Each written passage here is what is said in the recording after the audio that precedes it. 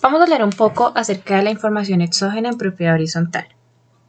Para entrar en materia vamos primero a definir qué es información exógena y definimos que la información exógena es el flujo de información resultante del ciclo económico y fiscal de los contribuyentes, bien sea personas naturales y jurídicas. ¿Y qué hacemos con esta información? Esta información es reportada a la DIAN en formato XML. Y debido a este formato es que se le conoce como la presentación de medios magnéticos. La información exógena cumple con tres objetivos como los más relevantes que vamos a tener en cuenta. En primera medida es facilitar las verificaciones de información y, de ser necesario, determinar inconsistencias que impliquen incumplimientos de las normas fiscales. En segunda medida, busca la parte transaccional de la contabilidad y las declaraciones de renta y complementarios. Y en tercer lugar, sirve de herramienta de control que debe ser consecuente con la declaración de renta, declaración de IVA, declaración de retención en la fuente y los reportes clientes, proveedor y proveedor-cliente. Pero, ¿quiénes deben reportar información exógena? Para saber quiénes están dentro de los obligados a reportar exógena, debemos remitirnos al estatuto tributario, específicamente al artículo 623 al 631, donde nos define cuáles son como esas características de los reportantes. No obstante, cada año se emite la resolución correspondiente por parte de la DIAN, donde nos definen cuáles son las características de la información que se deberá reportar y quiénes serán esos reportantes. Hay que resaltar que esta resolución se debe emitir por lo menos 2 meses antes del último día del año gravable anterior al cual se solicita la información. Es decir, si yo voy a solicitar la información gravable por el año 2020, la información que yo requiero debe haber sido solicitada el año anterior a la solicitud. Ahora bien, frente a la información exógena correspondiente al año gravable 2019, encontramos las siguientes resoluciones. Cabe resaltar que las últimas emitidas corresponden a las modificaciones que se han hecho frente a la ampliación de los plazos para hacer los reportes. Esto debido a la situación anormal o poco común que se viene presentando en el país frente a el estado de emergencia a raíz de la pandemia COVID-19. Hay que tener en cuenta también que cuando hablamos de que se debe emitir un año con anterioridad a la solicitud que vamos a realizar o que va a realizar la DIAN, eso no implica que durante el periodo se puedan hacer modificaciones a dicha resolución, que es lo que estamos viendo acá.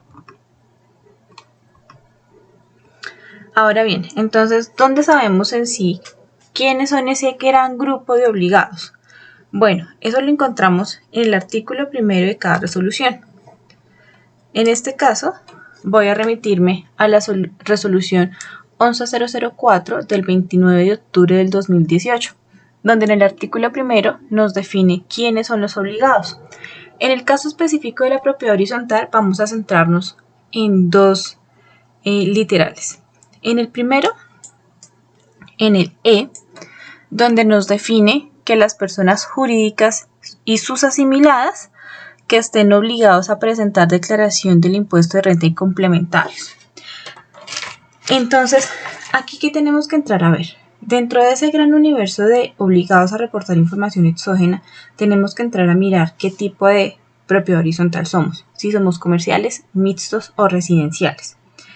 Si somos comerciales o mixtos y explotamos nuestras zonas comunes y por ende entramos dentro del rango de los contribuyentes obligados a reportar o a presentar declaración de renta, todos nuestros efectos se deben ver enfocados en relación al literal E. Pero si por otra parte no nos encontramos dentro de los obligados a reportar declaración de renta y complementarios, entonces nos vamos por el literal F, donde dice que las personas jurídicas y sus asimiladas obligados a practicar retenciones y autorretenciones en la fuente a título de renta de impuesto de IVA y de timbre. Cabe resaltar que las propiedades horizontales somos agentes de retención y por lo tanto, ubicándonos en el literal F, las que serían de carácter residencial que no explotan sus zonas comunes, entrarían en el rango de los no contribuyentes del impuesto de renta y complementarios. Y debemos mirar todos los ítems donde se encuentren los obligados a reportar información exógena que encajen dentro del literal F. Entonces, ya haciendo nuestro análisis detallado, entonces definimos que estas son las características bajo las cuales vamos a definir por qué la propiedad horizontal deberá reportar información exógena y que en el caso de los obligados a presentar declaración sobre la renta y complementarios tendrán que tener la característica de aquellos que en el año grabable 2017 hubieran obtenido ingresos brutos superiores a 100 millones de pesos. Ya sabemos que estamos obligados a reportar exógena. Ahora hay que clasificarnos como contribuyentes o como no contribuyentes. Al clasificarnos como contribuyentes, lo manifestaba hace un momento, es cuando tenemos la explotación de algunos de nuestros bienes o áreas comunes destinados al área comercial o industrial. Esto definido por el artículo 19-5 del Estatuto Tributario. Aquí entraríamos, si cumplimos con esta característica de que explotamos nuestras áreas comunes o nuestros bienes, nos encontramos dentro del rango de contribuyentes del impuesto de renta y complementarios. Pero, si no lo hacemos, define el artículo 22 del Estatuto Tributario que dentro de ese grupo de no contribuyentes del impuesto de renta y complementarios se encuentran las juntas de copropietarios, administradores de edificios organizados en propiedad horizontal o de copropietarios de conjuntos residenciales.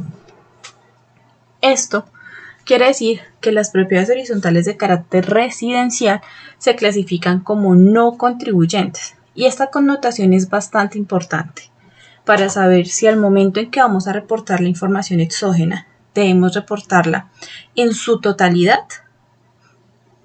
o bueno, las partes que apliquen como pagos a bonos en cuenta deducibles o si debemos reportar todos nuestros egresos como pagos a bono en cuenta no deducibles. Ahora, ya sabemos o ya hemos definido en qué rango nos ubicamos, si somos no contribuyentes o si somos contribuyentes. En ese orden de ideas he hecho un pequeño cuadro resumen donde vamos a demostrar qué tipo de información estaríamos obligados a reportar o qué tipo de formato tendría la propiedad horizontal la obligación de reportar de acuerdo a su característica de no contribuyente o de contribuyente. Como nos podemos dar cuenta, el no contribuyente pues tiene menos requisitos o compromisos frente a los reportes que deberá realizar ante la DIAN. Y vamos a basar esta explicación en los no contribuyentes, es decir, en las propiedades horizontales de carácter residencial que no exploten sus zonas comunes para objetos comerciales o industriales. Entonces, el primer formato que vamos a tener en cuenta es el formato 1001. Este formato 1001 es el que conocemos como pagos o abono en cuenta. Aquí vamos a tener las siguientes características. Primero, que debemos reportar todos los pagos o abonos en cuenta solicitados o no como costo de deducción, los valores de las retenciones en la fuente practicadas o asumidas a título de renta, IVA y timbre, que el valor mínimo a reportar por cada beneficiario es de 100.000 pesos. Es decir, que si yo realicé diferentes obras durante el año con fulanito Pérez o le compraba papelería mensual a fulanito Pérez por 10.000 pesos, pues por ese solo mes no cumpliría con el requisito, pero como debo tener en cuenta todo el periodo fiscal, entonces quiere decir que ya entraría dentro del rango de los 100.000 pesos y tendré que reportar a Pepito Pérez por esos 120.000 pesos de las compras que le hice durante todo el año. Así mensualmente solamente hubiesen sido 10.000 pesos. La siguiente característica que voy a tener en cuenta es que aquellos valores que se encuentren por debajo de esos 100.000 pesos se agruparán en uno solo, que denominaremos cuantías menores. Se reportan con el NIT 222, 222, 222 y tipo de documento 43. Y en la dirección vamos a indicar la dirección del informante, es decir, yo soy la propiedad horizontal Arte Verde, entonces debo reportar la dirección en cuantías menores de donde se ubica el conjunto Arte Verde. Aspectos a tener en cuenta para la elaboración del formato 1001. Para elaborar este formato debemos tener, primero, una depuración de la base de datos, es decir, confirmar que los terceros se encuentren debidamente registrados. A veces cometemos el error de que nos llega una factura de un régimen simplificado y dice la miscelánea el gallo que más canta. Y en lugar de buscar el NIT a través de la página de la DIAN para saber cómo se encuentra registrado y el nombre real a quien corresponde, lo registro en mi contabilidad como miscelánea el gallo que más canta. Esto está erróneo, es incorrecta la forma en que fue registrado en contabilidad. Por eso debo hacer una depuración de la base de datos y confirmar que si ese número de cédula se encuentra empleado realmente a una persona natural y no a un nombre comercial que no tiene vida jurídica propia. Lo siguiente que voy a analizar es el concepto. Ese concepto debe ir acorde con contabilidad y conforme a la característica del pago. Los ajustes de cartera no los vamos a reportar porque los ajustes de cartera pueden ser, le cobré intereses de mora a una persona que no debía hacerlo porque la consignación se encontraba por identificar y tuve que ajustar esos intereses, pues no había lugar. No debo manifestarlos, no debo registrarlos dentro del formato 1001 como si hubiese sido un pago a uno en cuenta porque realmente yo no le estoy pagando a la persona ese ajuste que he hecho por los intereses de mora. U otros ajustes a los que hubiera lugar en cartera. Supongamos la reversión de una sanción por inasistencia a asamblea de periodos anteriores que registren un gasto como costos y gastos de ejercicios anteriores, no debo reportarla tampoco. Para poder incluir, o lo recomendado más bien, para incluir este ítem de cuantías menores, es que yo tenga plenamente identificado a qué corresponden esas cuantías menores. Por si en algún momento llega una visita de la DIAN o hay algún tipo de auditoría, yo pueda identificar o demostrar la realidad de esas cuantías menores. Y hay que tener en cuenta que el formato 1001 no deberá coincidir con los gastos que yo tenga registrados en mis estados financieros, ya que varios de los gastos estarán registrados en el formato 2276 y no en el formato 1001.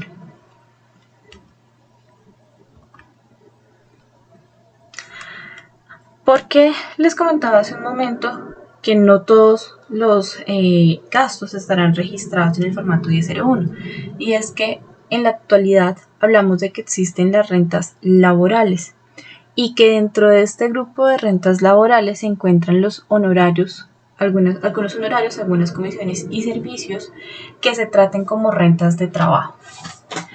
Entonces, al tratarse de rentas de trabajo, se deberán reportar en el formato 2276 y no en el formato 1001. Y aquí el parágrafo es muy importante, es el parágrafo 9 de la resolución 11004, que dice lo siguiente. Dice: las entidades no contribuyentes obligadas o no a presentar declaración de ingresos y patrimonio deberán informar el total de los egresos diligenciándolos en la columna de pagos o abonos en cuenta no deducibles y diligenciar 0 en la columna de pagos o abonos en cuenta deducibles.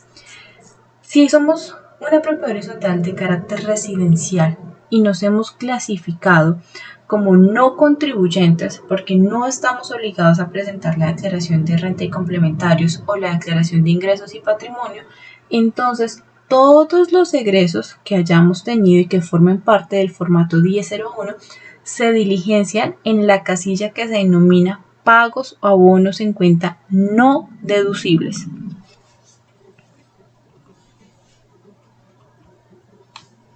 Ahora, otro aspecto a tener en cuenta es que dentro del formato 1001 yo debo reportar el IVA que se ha reconocido como mayor valor del costo o gasto. Esto pasa mucho en las propiedades horizontales porque como no estamos obligados a presentar declaración de IVA, de renta, pues nunca tenemos en cuenta el IVA como descontable o como generado, sino que nuestro IVA pasa a ser mayor valor del gasto. Voy aquí o en este momento incluí un ejemplo sobre cómo sería la contabilización del servicio de vigilancia. Entonces, a la cuenta 5135, costos del servicio, voy a poner la totalidad de lo que me cuesta el servicio de vigilancia. Supongamos que el servicio de vigilancia son 10 millones. Aquí lo estoy contabilizando claramente pues sin tener en cuenta IVA y retención. Y después deberé en la misma cuenta 5135, pero cambiando la descripción, indicar IVA del servicio y poner el valor correspondiente al IVA de ese servicio. ¿Con qué objetivo? Con el objetivo de que cuando yo vaya a elaborar la declaración, el formato del reporte de exógena, yo pueda identificar claramente qué parte de vigilancia es el costo real y qué parte es el IVA que me estaban cobrando sobre ese servicio que me estaban prestando.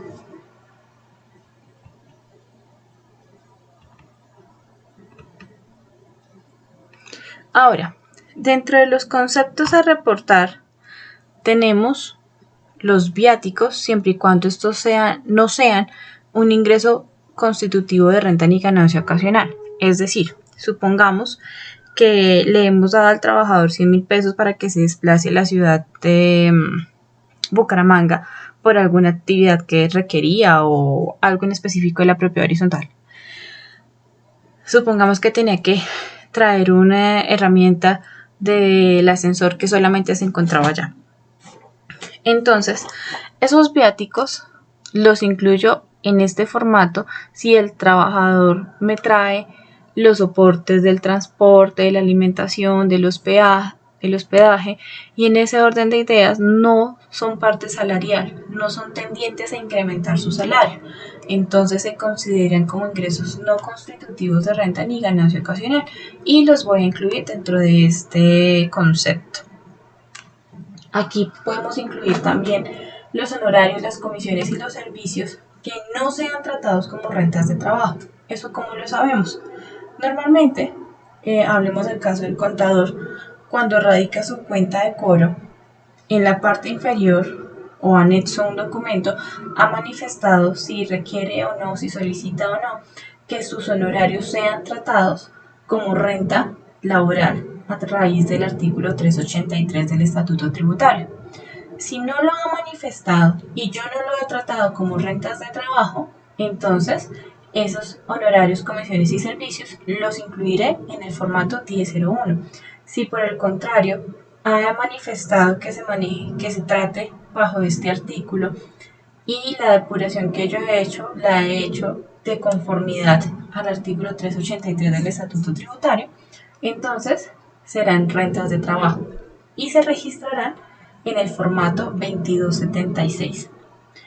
Hay diferentes conceptos que deben ser analizados directamente en la resolución. Yo aquí solamente nombré algunos.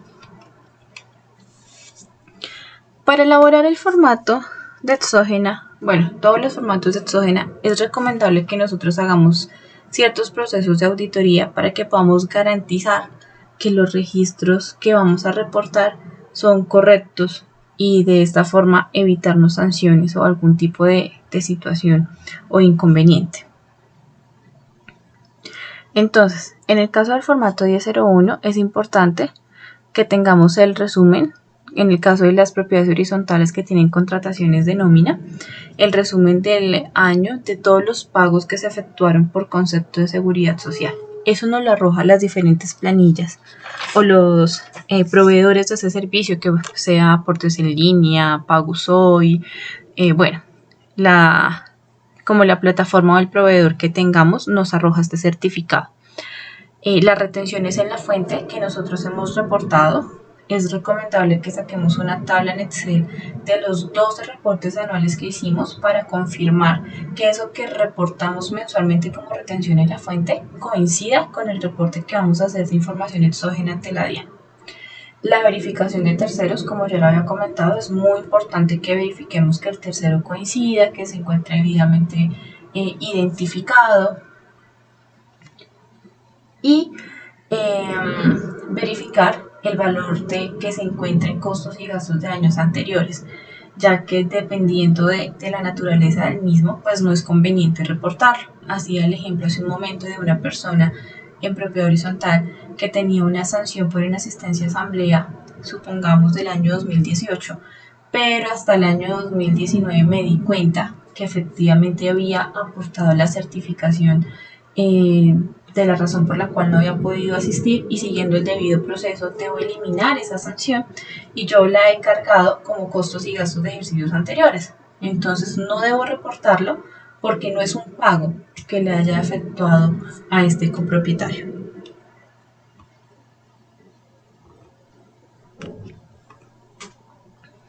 Ahora, cuando yo tengo personal con contratación directa, en el formato 1001 debo reportar los aportes para fiscales, los aportes a entidades promotoras de salud y los aportes a fondos de pensiones obligatorios. Pero aquí hay que tener en cuenta que una parte corresponde al empleador y otra parte corresponde al empleado. Indudablemente esta información en ambos casos se reporta en cabeza de la entidad beneficiaria, es decir, si mis aportes para fiscales son al SENA e ICBF, pues yo debo reportar al SENA o al NIT del SENA lo que hemos pagado o aportado de manera mensual. Si la entidad de salud es Famisanar, entonces deberé reportar en cabeza de Famisanar ese valor pagado. Pero aquí sí se hace una distinción, y es que lo que fue cancelado por el empleador se debe registrar en pago o abono en cuenta deducible, y la parte correspondiente al empleado deberá registrarse como pagos o abonos en cuenta no deducible.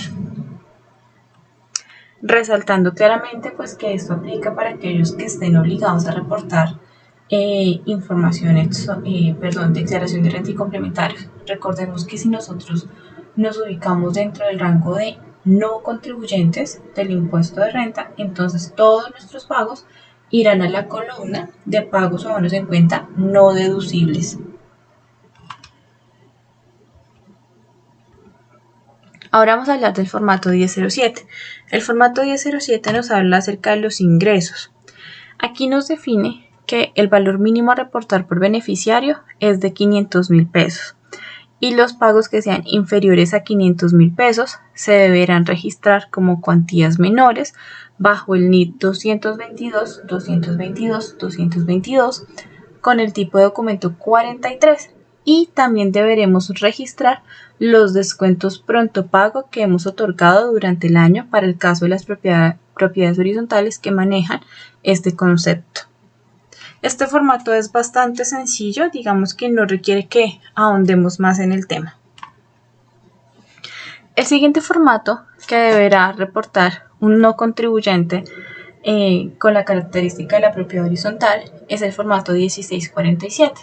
En este formato se reporta el valor anual acumulado de los ingresos recibidos para terceros, reintegrados, transferidos o distribuidos a cada beneficiario cuando la cuantía sea superior a 1 millón de pesos. Por ejemplo, aquí que podemos registrar, a veces en la propiedad horizontal tenemos el hábito de que los honorarios de los abogados son recaudados por la propiedad horizontal y este es quien los gira. Entonces, este valor deberá ser reportado en cabeza del abogado cuando la cuantía sea superior a 1 millón de pesos. Y el siguiente formato a reportar es el formato 2276. En este formato se incluyen las rentas de trabajo y los pensionados, recordando que dentro de este grupo de rentas de trabajo se encuentran los honorarios, comisiones o servicios que tengan el tratamiento como tal de rentas de trabajo. Hay que resaltar aquí, en este formato, que desde el 2016 la resolución 004 de la DIAN definió la obligatoriedad de expedir el certificado de retención en la fuente, el certificado de ingresos y retenciones, que es el formato 220, también a aquellos independientes que trabajen mediante honorarios o comisiones, pero que se clasifiquen en el formato o que clasifiquen dentro de rentas de trabajo. Por eso se define la obligatoriedad también de que nosotros incluyamos los reportes de este tipo de pagos dentro del formato 2276. El formato iniciando la resolución nos indica que debemos incluir el pago o abono en cuenta, pero ya cuando entramos a hacer un análisis de cada uno de los ítems, define específicamente que el pago por concepto de, es decir, que debemos reportar únicamente lo que fue efectivamente pagado.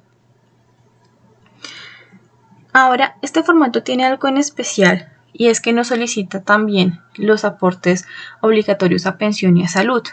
En el caso de los honorarios y comisiones, pues tenemos un inconveniente porque ellos cotizan de manera independiente. Y aunque solicitamos mes a mes la planilla para poder girar el pago, pues no tenemos un reporte en contabilidad de cuánto es el aporte que ha venido realizando esta persona. Pero si revisamos el formato 220 de ingresos y retenciones, vamos a encontrar que en la casilla 49, 50 y 51 define, voy a mostrar, yo ya previamente aquí lo había buscado, aquí entonces en el formato, en las casillas 49, 50 y 51 es donde nos solicita los datos de los aportes. Pero si vamos a la descripción, en la descripción nos dice en la casilla 49, aportes obligatorios por salud. Escriba el valor que efectivamente haya pagado en el periodo a nombre del trabajador por concepto de aportes obligatorios de salud. Nótese que habla directamente del trabajador. Es decir, que esta información que nos está solicitando el formulario 220 corresponde directamente a aquellos que tienen una contratación directa con la copropiedad. En el caso de los independientes, como no tienen esa contratación directa, pues no debemos reportar estas casillas, sino solamente el valor que hemos pagado por concepto de honorarios, comisiones o servicios, teniendo en cuenta que el formato 2276 es básicamente el desglose de este mismo formulario 220. Bueno, y ya para continuar y casi finalizar, voy a explicarles más o menos el proceso de cómo sería descargar el prevalidador, guardar una copia para que lo podamos editar de manera fácil y la generación del prevalidador. Lo único que no voy a tener en cuenta en este video es el cargue de la información exógena a la plataforma. Entonces, para descargarlo, pues ingresamos a la página de la DIAN.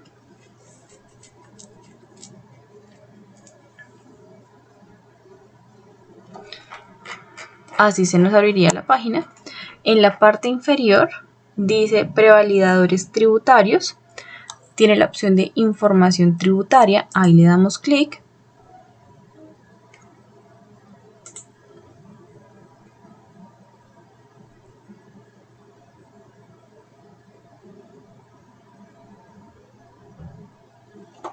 Y una vez ha cargado la información, aquí se encuentran todos los prevalidadores en relación a la información exógena. Nosotros vamos a reportar la información exógena por la vigencia gravable 2019, entonces vamos a descargar información tributaria vigencia 2019. Se descarga un archivo comprimido.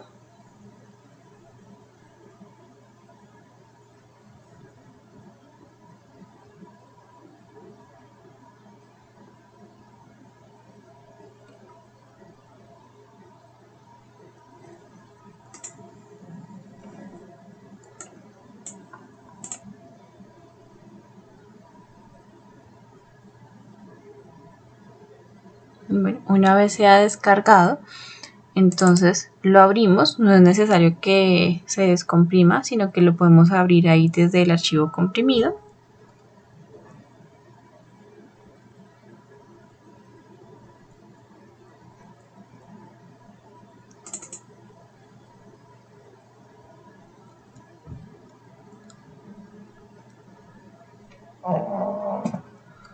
Se abre una carpeta y dentro de esa carpeta vamos a encontrar los diferentes prevalidadores por la información que hay que reportar.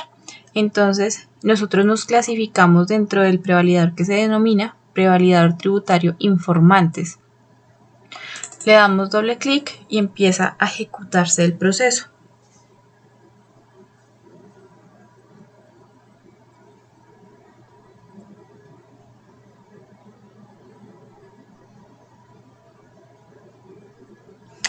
Quiero resaltar que el proceso que vamos a hacer de deshabilitar macros para poder usar más fácilmente el prevalidador de la DIAN en ningún momento pretende violar los derechos de autor de quien ha elaborado el prevalidador, sino lo que busca es que evidenciemos o encontremos una herramienta que sea fácil para nuestro entendimiento, para el desarrollo y utilización del contador.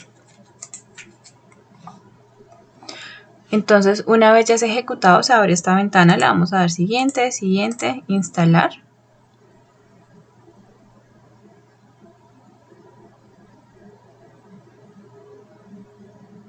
Y una vez lo hemos instalado, pues nos pregunta si queremos ver el manual o no.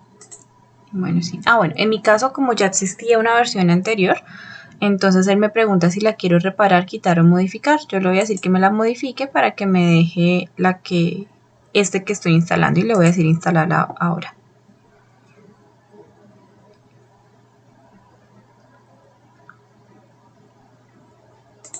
Ahora sí, entonces él me pregunta si quiero ver el manual. La plataforma de la DIAN, una vez uno instala el prevalidador, abre un formato en Word, donde yo puedo ver como el paso a paso del proceso para generar y cargar el prevalidador. Yo en mi caso no lo voy a abrir una vez finalice el proceso, sino que solamente voy a desmarcarlo y finalizar. Una vez ha finalizado el proceso, entonces vamos a nuestro equipo y buscamos el disco local que tengan, que en mi caso pues es el disco local C. Y aquí aparece esta carpeta que se llama Prevalidador Tributario Informantes 2019, que es año grabable 2019. Lo abro y aparece el prevalidador. Entonces abrimos el prevalidador. A ustedes se les va a abrir un solo archivo de Excel que no tiene la expresión sin macros. Yo lo tengo porque pues era parte del ejercicio que les voy a explicar. Y ese único archivo de Excel ustedes lo van a abrir.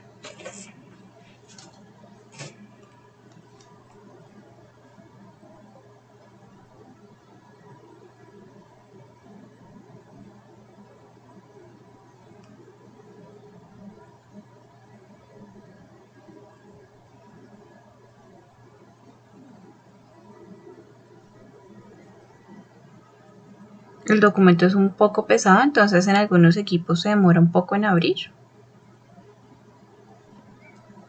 Listo, una vez se ha abierto, a algunos aparece aquí la opción de habilitar contenido, le dicen habilitar. Si no aparece, quiere decir que ya de antemano lo hemos habilitado. Antes de usarlo, yo voy a guardar ya una copia. Bueno, les voy a mostrar primero. Le damos aquí siguiente, siguiente, siguiente, siguiente. Y aquí ya aparecen todos los formatos que yo voy a usar.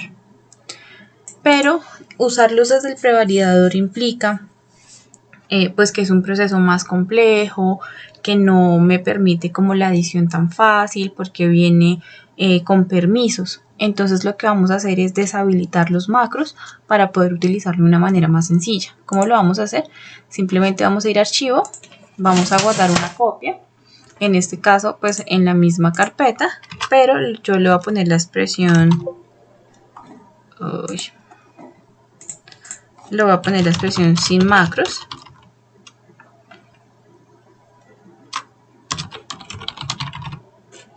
y voy a cambiar la forma en que está guardado y lo voy a cambiar por el formato XLSX. Le digo guardar. Me pregunta si estoy segura de que se guarde sin macros. Le digo que sí, pues finalmente ese es el objetivo.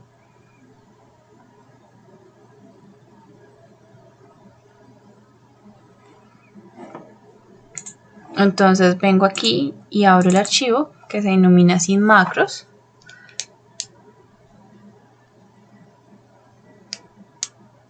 Se habilita exactamente igual que el anterior. Lo único que voy a hacer es que aquí le voy a dar clic derecho en la parte inferior.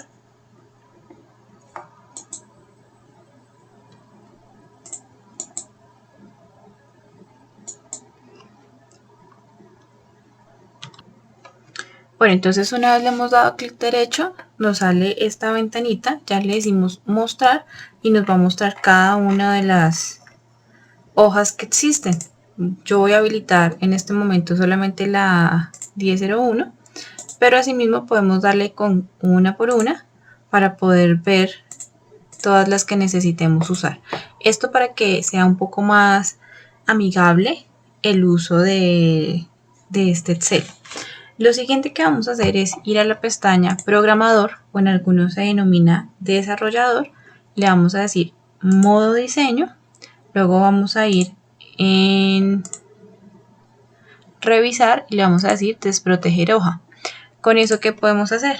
Podemos, por ejemplo, eliminar los recuadros, podemos ampliar aquí las líneas para trabajar, cosa que no nos permite directamente el prevalidador, y ya podemos generar la edición. Ahora,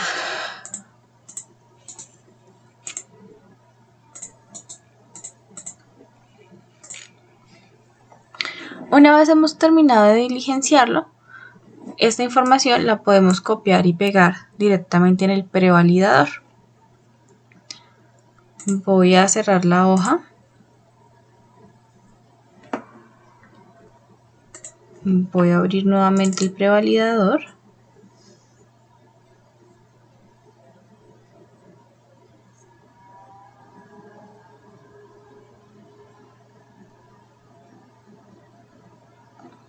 Y vamos a hacer un pequeño ejemplo con el formato 1001.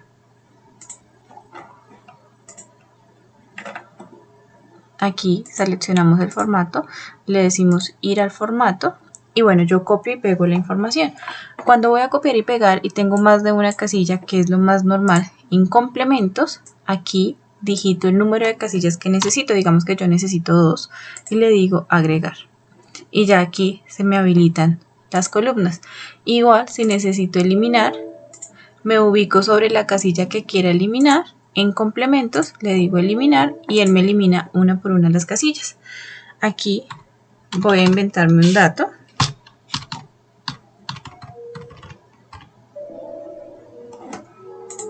Perdón.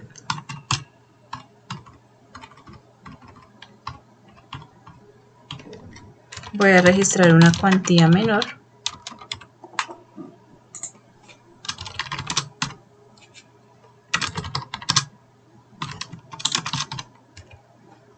El código del departamento va a decir que es 25, el municipio va a decir que es Fusagasugá, país es 169, es Colombia. Pago a uno en cuenta deducible, pues dijimos que si era un no contribuyente era 0 y se debía poner en la casilla pago a uno en cuenta no deducible. Vamos a suponer que son 250.000. Y todas las casillas que sean numéricas, aquí, de aquí para allá, que yo no tenga información o que no se va a diligenciar, le pongo 0. Entonces aquí voy a diligenciarlo de aquí en adelante con 0. Y ya he terminado en este ejemplo el diligenciamiento de mi formulario de mi formato 10.1. Ahora, para prevalidarlo y dejarlo listo para cargar en la plataforma, en complementos le doy clic donde dice prevalidador.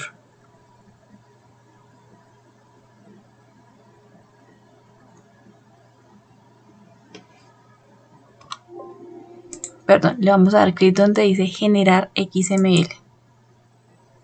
Una vez le doy generar XML, se me abre esta ventana y aquí pues ya me dice cuál es el concepto el formulario ya viene determinado, el número del envío, si es el primer número de envío que va a tener. Este concepto hace referencia a cuántos conceptos tengo registrados, ¿no?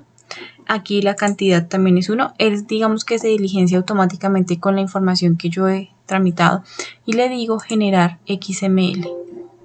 Me sale la información diciéndome que ya se ha generado. ¿Dónde lo encuentro? Voy a la carpeta donde estaba y en la opción de salida ya está el formato XML. Hay que tener en cuenta con esta información que sale acá, porque esta misma información me la va a solicitar la plataforma de la DIAN, Muisca, cuando yo vaya a hacer el cargue de el formato XML, que eso lo veremos en otro video. Espero que nos haya quedado un poquito más claro qué tipo de reportes en exógena deberá ser la propiedad horizontal y específicamente en este caso las de carácter residencial.